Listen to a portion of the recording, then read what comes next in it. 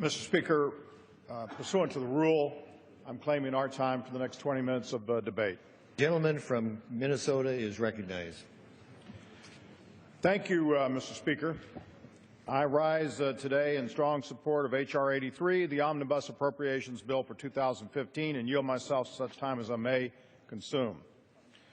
Mr. Speaker, I want to commend the members of the House Appropriations Committee, all of them, especially the committee's distinguished chairman, Hal Rogers, for their hard work in writing a responsible proposal that will fund our national priorities and prevent a government shutdown. I am also pleased that the bill includes critical reforms that will help our country avert a looming pension crisis. Today, Mr. Speaker, roughly 10 million Americans participate in a multi-employer pension plan. Men and women who have moved and continue to move our country forward, builders, truck drivers, carpenters, electricians, and store clerks, to name a few. These people worked hard and earned the promise that a pension would provide financial security in retirement. Yet for many, that promise is now in jeopardy. Pension plans are on the brink of bankruptcy. Employers, workers, and retirees are stretched thin, and a federal insurance agency is on the path to insolvency. The multi-employer pension system is a ticking time bomb.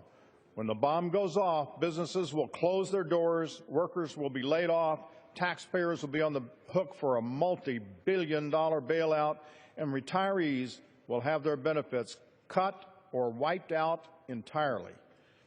A crisis is staring us in the face, and the question we have to answer is, will we act? Will we do what's right and necessary to help fix this problem, or will we simply kick the can down the road? I believe we have a public duty and a moral responsibility to act. My colleague, George Miller, and I have worked hard to craft a bipartisan legislative response to this looming disaster.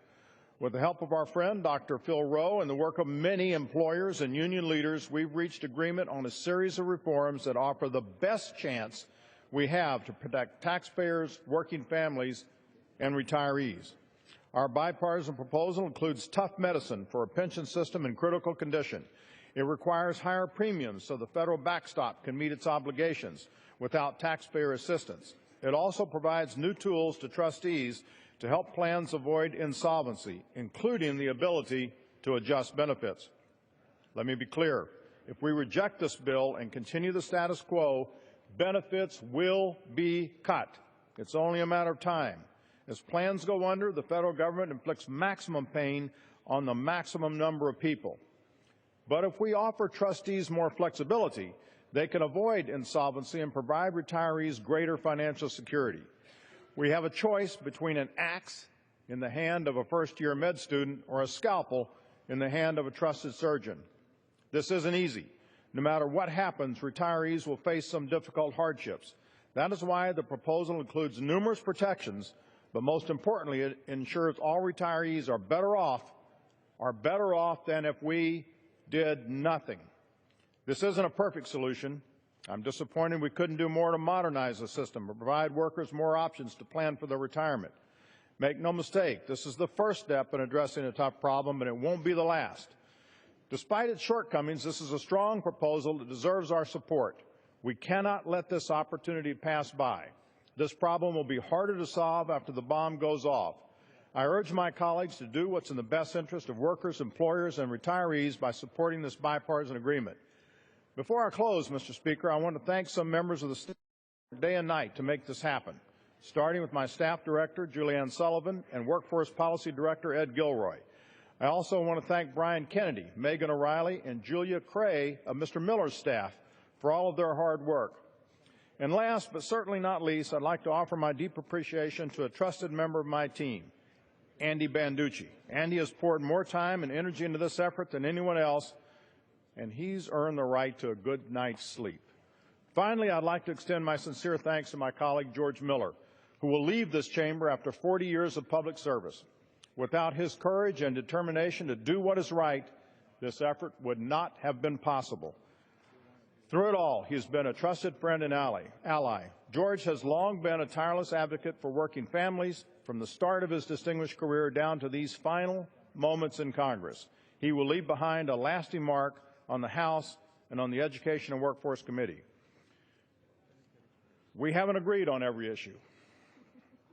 But in the fine tradition of our committee, we have always found a way to disagree without being disagreeable. I have no doubt he will remain a powerful voice for students, teachers, and working families. George, thank you for your service and your friendship. I wish you and your wife, Cynthia, and family all the best, and I reserve the balance of my time. The gentleman from Minnesota reserves his time. The gentleman from California. I yield myself such time as I may. The gentleman is recognized for as much time as he may consume. Thank you, Mr. Chairman, and to Chairman Kline, thank you so much for your very kind words and for your friendship and for your willingness to work together. And you're right, we haven't always agreed, but we tried to honor that by not becoming disagreeable with one another. My service on the Education and Workforce Committee has been the joy of my life in the Congress of the United States, and thank you for steering the committee over these last several years. And I want to join you in thanking all of the hardworking staff, not just on this piece of legislation, but year in and year out, hearing in and hearing out amendments and changes and all the things that the staff goes through. They've really been acted in a very, very professional manner, and they too have been able to work back and forth across the aisle and across ideologies and all the rest of it, and serve as a buffer every now and then when the members get a little out of control. So thank you so very, very much. This Kline-Miller multi-employer pension agreement that was added to the bill before us today is based upon a proposal developed nearly 2 years ago by labor unions and employers who wanted to find a path forward for severely distressed and failing pension plans. This provision will give plan trustees, labor and management, the tools they need to avoid impending collapse of many multi-employer plans. It will also provide new funds with a premium increase for the insurer charged with backing up these plans, which is also facing bankruptcy. The Kline-Miller provision is the only available option to save these failing plans, and it is the last chance that labor unions and their members and employers have to gain some control over the future of their pensions. Throughout my 40 years in Congress, I've worked to strengthen pension protections and to expand retirement security for all Americans. I have fought for workers and I have fought for their benefits. I have fought for the right to collectively bargain over their retirement, and I fought to protect them from the hidden fees in their 401k plans.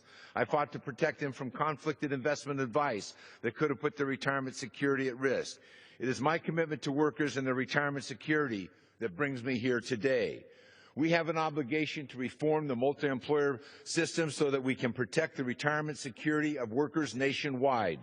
The approach we have put forward, which is backed by business and labor leaders, will secure the multi-employer pension systems for millions of current and future retirees. It includes important consumer safeguards that give participants in these plans a voice to protect their most vulnerable retirees. Most importantly, it gives employers and the employees the option, the choice, not a mandate. They get to choose. They get to decide that they want to design a plan that they think can rescue their currently failing pension system. That's an important right to grant them. Many local unions have already made this decision with their members, but they can't do it. They can't cut their own benefits because they're prohibited from doing it by law. Who are we to tell these workers that they can't take the opportunity to stretch their pool of pension money, their savings, so that it may cover more people for a longer period of time if they make these adjustments? They want to make these adjustments. The law says they can't. If we trust labor unions, if we trust the workers, if we believe in the dignity of the worker, we should give them the opportunity and the responsibility of trying to save their own pensions. This is all this bill does. It gives them the option. It gives them the opportunity. It lets them take on the responsibility for trying to design a rescue plan that may increase the longevity of their plan. It may allow retirees a better pension than they would get if they just fell into the government rescue system. That's what they're asking us to let them do. It's not a new idea. It's been here for 2 years of hearings. It's been under Chairman Kline. We've had exhaustive hearings on this provision. We've heard from the employers. We've heard from a cross-section of unions, some who agree with this plan and some who disagree.